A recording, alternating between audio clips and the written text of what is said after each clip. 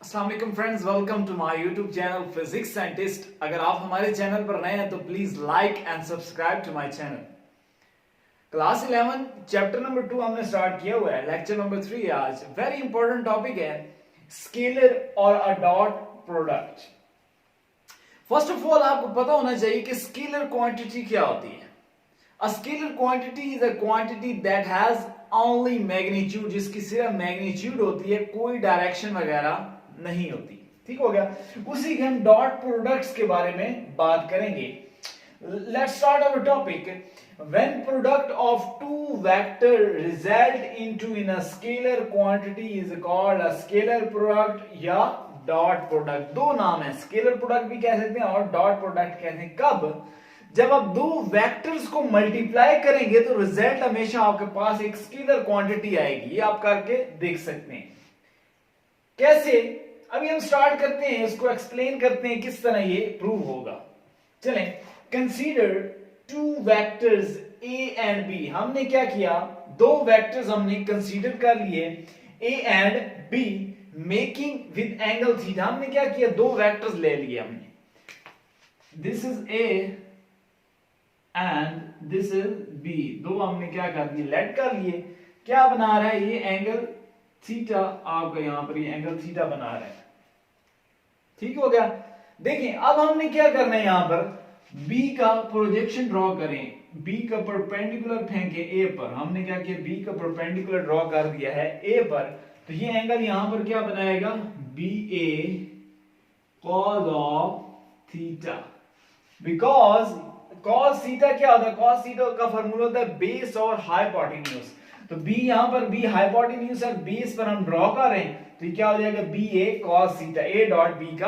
अब देखिए हमने क्या रिजल्टेंट क्या निकला कि हमने एक ए वेक्टर लिया dot B vector dot product लिया, उसके एज रिजल्टेंट क्या आएगा, magnitude of A multiply by magnitude of B cos of theta.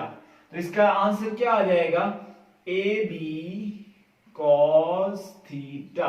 This is A B, A dot B का जो रिजल्टेंट आया है वो क्या है, A B cos of theta आया। इससे आप क्या किया, आपने ड्रॉ करके देख लिया।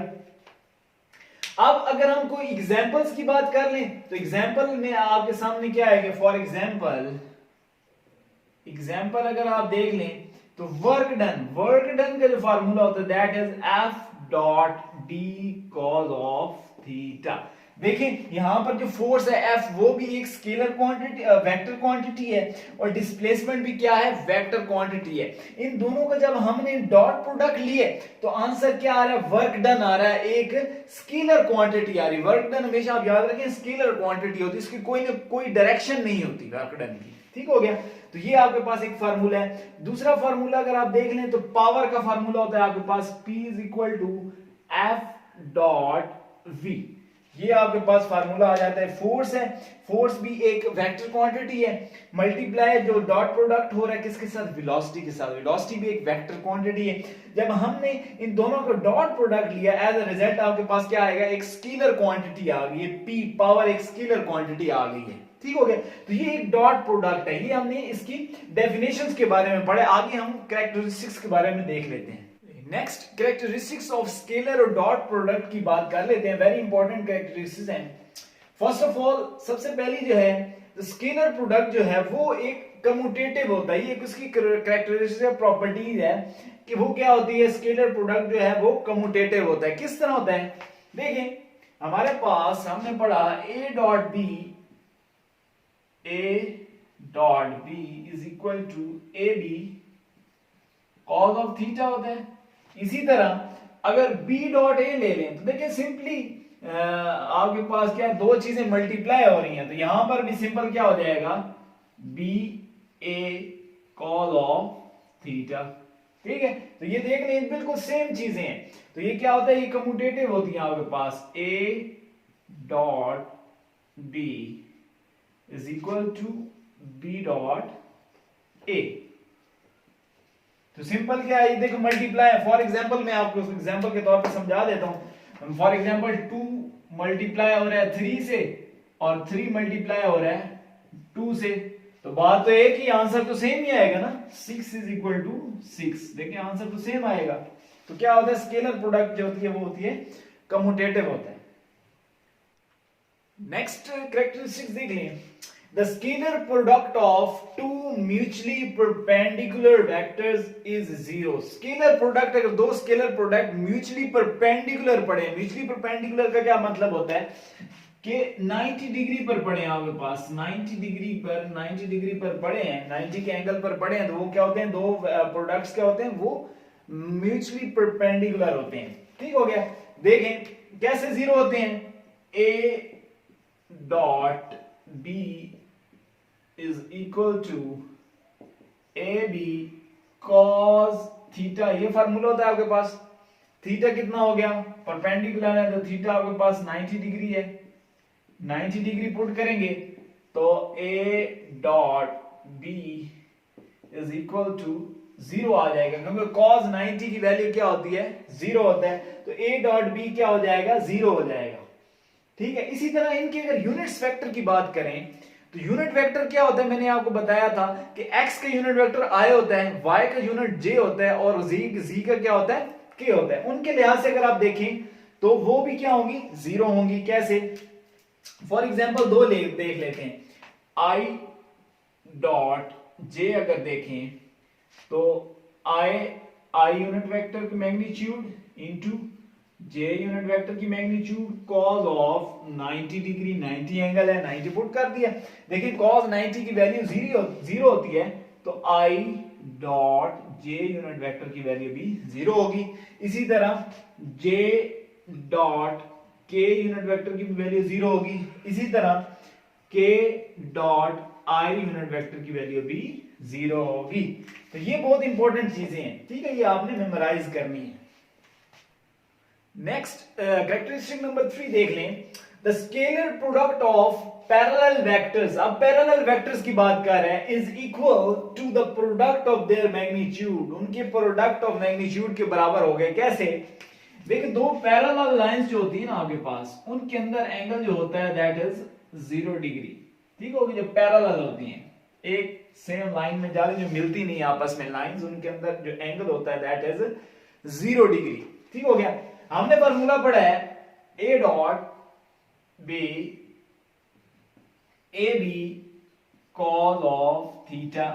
थीटा आपने कितना पुट करना है, थीटा आपने पुट कर देना है इसके अंदर 0 डिग्री पुट करेंगे तो क्या आ जाएगा, that is A B cos 0 आ जाएगा। कॉस 0 की जो वैल्यू होती है वो होती है 1 होती है, तो ए बी देखिए उसकी मैग्नीट्यूड के बराबर आ गया जो आपने डॉट प्रोडक्ट लिया है। ठीक है, यही जो ऊपर स्लाइड में लिखी है वो आपने प्रूव कर दिया है।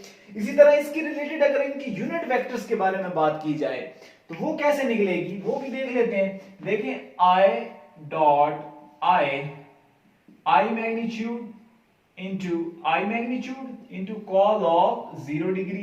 कॉस 0 1 के बराबर होता है, तो क्या हो जाएगा, ये भी सारी वैल्यू कितनी हो जाएगी, 1 के बराबर हो जाएगी, तो आई डॉट आई 1 के बराबर हो जाएगा। इसी तरह जे डॉट जे भी 1 के बराबर होगा। इसी तरह के डॉट के भी 1 के बराबर होगा। तो ये आपने मेमोराइज कर लेना है। नेक्स्ट फोर्थ कैरेक्टरिस्टिक्स देख लें। The scalar product of anti parallel, पहले हमने पैरेलल की बात की थी, यहां पर क्या है, anti parallel vectors is equal to the negative of the product of their magnitude. A B जो मल्टीप्लाई होंगे उसका नेगेटिव आएगा। कैसे आएगा ये देख लेते हैं। देखिए सबसे पहले आपको बताना चाहिए कि जो एंटी पैरेलल होते हैं, एंटी पैरेलल के अंदर जो एंगल होता है that is 180 degree.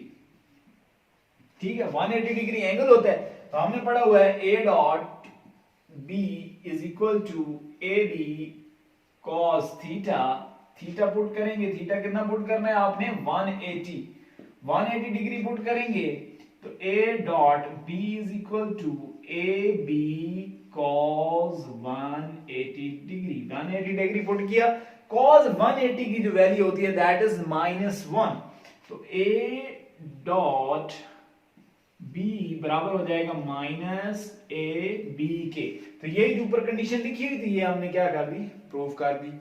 Next 5 property की देखिए, सेल्फ प्रोडक्ट। अगर हम स्केलर की सेल्फ प्रोडक्ट लें तो फिर क्या होगा, अपने आप से सेल्फ प्रोडक्ट लें तो फिर क्या होगा, देखें देख लेते हैं ए डॉट ए, देखो हमने उसके अपने साथ सेल्फ के साथ ही ले रहे हैं, ए को ए से मल्टीप्लाई करवा रहे हैं, दो स्केलर प्रोडक्ट्स को हमने मल्टीप्लाई करवा रहे हैं, तो ये क्या हो जाएगा A magnitude into A magnitude into cos of 0 degree, cos 0 कितना होता है 1 होता है, और ये ए से मल्टीप्लाई हो जाएगा तो ये ए स्क्वायर हो जाएगा। इसका मतलब क्या हुआ कि जब हम सेल्फ प्रोडक्ट लेंगे तो उसका स्क्वायर आ जाएगा, स्क्वायर ऑफ द मैग्नीट्यूड आपके पास आएगा। आपने क्या करना है, दो स्केलर प्रोडक्ट्स ले लेने हैं, ठीक हो गया, और उनको आपने क्या करना है, उनके रेक्टेंगुलर कंपोनेंट्स में बात करनी है। देख लेते हैं, देखिए सबसे पहले हम लेट कर लेते हैं, let A vector is equal to A X I unit vector plus A Y J unit vector plus A Z K unit vector, ठीक हो गया। इसी तरह बी को देख लें तो वो भी आ जाएगा बी एक्स का मतलब एक्स एक्सिस पर जो कंपोनेंट बनेगा उसका यूनिट वेक्टर मैंने एक्स एक्सिस पे आपको बताया हुआ आई होता है, प्लस इसी तरह बी वाई एक्सिस पर जो होगा वो होता है J unit vector, and then B Z वो क्या होता है आपके पास के यूनिट वेक्टर होता है। अब आपने क्या करना है, इनका स्केलर प्रोडक्ट या डॉट प्रोडक्ट लेना है, ठीक हो गया। तो ले लेते हैं A dot B is equal to, दोनों को हम ब्रैकेट्स में लिख लेंगे, A X I plus A Y J plus A Z K multiply हो रहा है B X I plus B Y J plus B Z K, ठीक हो गया। देखिए हमने क्या किया, डॉट प्रोडक्ट ले लिया एक दूसरे में, इन दोनों में क्या कह रहा है डॉट प्रोडक्ट। अब क्या करेंगे, ये ए एक्स पहले इन तीनों से मल्टीप्लाई होगा, देन ए वाई इन तीनों से मल्टीप्लाई होगा, देन ए जेड इन तीनों से मल्टीप्लाई होगा। ये हम गौर से आपने ये करना है, देख लेते हैं जी। सबसे पहले ए एक्स की बात करते हैं, तो ए एक्स मल्टीप्लाई होगा बी एक्स से, मल्टीप्लाई हो गया बी एक्स से, साथ इसके यूनिट वेक्टर्स भी मल्टीप्लाई होंगे, आई डॉट आई, ये भी आपने साथ लिखना है, ठीक हो गया। प्लस देखिए दरमियान में प्लस साइन आ जाएगा, प्लस फिर ए एक्स इससे मल्टीप्लाई होगा बी वाई से, तो क्या हो जाएगा A X B Y into unit vector भी देख लेने, आई यूनिट वेक्टर है यहाँ पर आई डॉट जे, देख लें आई डॉट जे, ठीक हो गया। इसी तरह अब ए एक्स बी जेड से मल्टीप्लाई हो जाएगा, तो ये ए एक्स इंटू बी जेड, साथ इनके यूनिट वेक्टर भी देख लें, आई डॉट के यूनिट वेक्टर है आपके पास, ठीक हो गया। प्लस देख लें, अब हमने ए वाई की बात करनी, ए वाई को हमने इन तीनों से मल्टीप्लाई करवाना है, तो A Y multiply by B X, ये हो जाएगा A Y into B X J dot I unit vector हो जाएगा, प्लस देखें ए वाई को आपने बी वाई से मल्टीप्लाई करवा देना है, तो A Y into B Y J dot J unit vector, plus इसी तरह ए वाई मल्टीप्लाई होगा बी जेड से, A Y into B Z, तो ये हो जाएगा जे डॉट के, ठीक हो गया। इसी तरह प्लस अब क्या आ गया, जी की बारी आ गई, ए जी को मल्टीप्लाई करवा दें, तो A G into B X, ये हो जाएगा K unit vector dot I unit vector, ठीक हो गया। इसी तरह A Z multiply by B Y से होगा, plus A Z multiply by B Y unit vector देख लें, K unit vector dot J unit vector, ठीक हो गया। इसी तरह ए जेड मल्टीप्लाई होगा बी जेड से, A Z multiply by B Z, तो ये आ जाएगा के यूनिट वेक्टर डॉट के आई। अब यहां पर हमने मल्टीप्लाई एहतियात से मल्टीप्लाई करवा देखो, तीन पेयर्स बना दिए। अब हम पिछली प्रॉपर्टीज की तरफ चलें तो वहां पर हमने पढ़ा था कि आई डॉट आई जो होता है दैट इज 1 के बराबर होता है, अगर आई डॉट जे लें तो वो किसके बराबर होगा 0 के। तो यहां पर देखिए आई डॉट आई ये 1 के बराबर है, के डॉट के ये 1 के बराबर है, देन जे डॉट ये तीन टर्म्स बच जाएंगी, बाकी देखिए आई डॉट जे है ये 0 आ जाएगा, 0 सब टर्म्स मल्टीप्लाई हो जाती है, ये टर्म खत्म हो जाएगी। इसी तरह आई डॉट के है ये भी 0 हो जाएगा, ये टर्म भी खत्म हो जाएगी। इसी तरह इसकी बात करें जे डॉट आई है तो ये भी टर्म 0 हो जाएगी, खत्म हो जाएगी। इसी तरह ये भी खत्म हो जाएगी। अब तीन टर्म्स आपके पास सिर्फ बच जाएंगी, आई डॉट आई वाली, जे डॉट जे वाली एंड के डॉट के वाली, ये तीन टर्म्स आपके पास बच जाएंगी, बाकी सारी कैंसल आउट हो जाएंगी, खत्म हो जाएंगी। जो बच जाएंगी वो क्या आ जाएगा आपके पास, ए डॉट बी बराबर आ जाएगा A X B x plus A Y B Y plus A Z B Z. इसको आप इक्वेशन नंबर 1 कह दें। देखिए आपने डॉट प्रोडक्ट के बारे में पढ़ा है। डॉट प्रोडक्ट के बारे में आपने क्या पढ़ा कि ए डॉट बी जो होता है that is equal to A B cos of theta. इसको आप इक्वेशन नंबर 2 कह दें। देखिए अब देखिए गौर से, तो ये भी ए डॉट बी है, ये भी ए डॉट बी है। इसको मैंने इक्वेशन 1 का, इसको इक्वेशन नंबर 2 का, दोनों सेम इक्वेशन है, दोनों को हम क्या कंपेयर कर लेंगे, कंपेयरिंग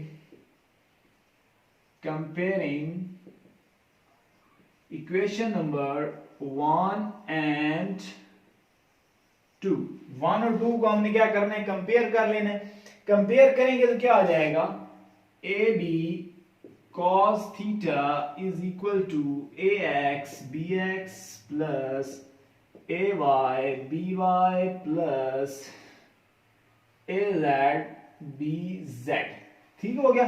आपने क्या करना है, ये एंगल थीटा निकालना है, आपने एंगल निकाल के देना है। तो देखिए ए बी यहां पर मल्टीप्लायर है, उधर जाएगा तो डिवाइड हो जाएगा, और cos थीटा इधर रह जाएगा। देखिए कौन सी, ए बी को इधर जाके डिवाइड करवा दें तो cos theta is equal to ax bx plus ay by plus az bz divided by ab। ठीक हो गया। ये ab इधर मल्टीप्लाई हो गया, इधर आके क्या हो गया, डिवाइड हो गया। हमने एंगल थीटा निकालना है, तो ये cos, इधर cos है तो जाके cos इनवर्स हो जाएगा, तो एंगल आ जाएगा। तो theta is equal to cos inverse into ax bx plus ay by plus az bz into ab। ठीक हो गया।